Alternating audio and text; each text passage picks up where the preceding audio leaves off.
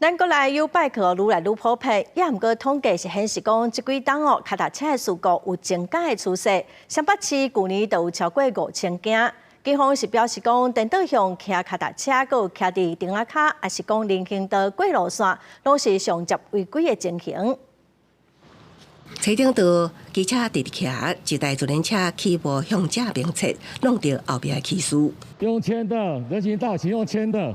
有真侪名学生骑U bike骑入人行道，互站务警员大声阻止。国内自轮车违规制，敢若双北市自轮车事故去年就超过5000件。骑车的时候会骑上人行道。偶尔会，可是我都会以行人为优先。我大概都是骑楼啦。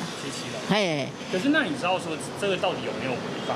我不知道哎。未少人骑车直接骑伫人行道，有时阵人车争道，甚至也引起事故。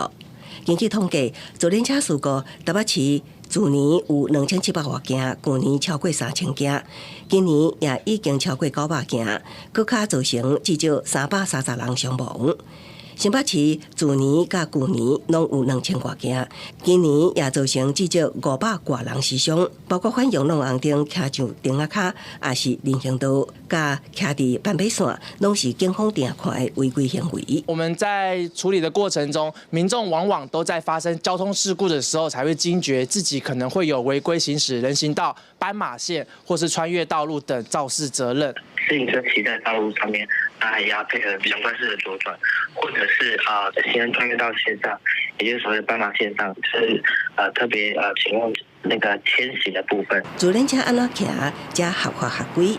一般道路上爱靠外边来骑车，想要骑伫人行道，除非地面画设专用道标线，也是现场有告示会当人车强道，若无才会 NG 行为。轻的是劝导，严重的也会当依法开罚，处300至1000二的红单。记者综合报道。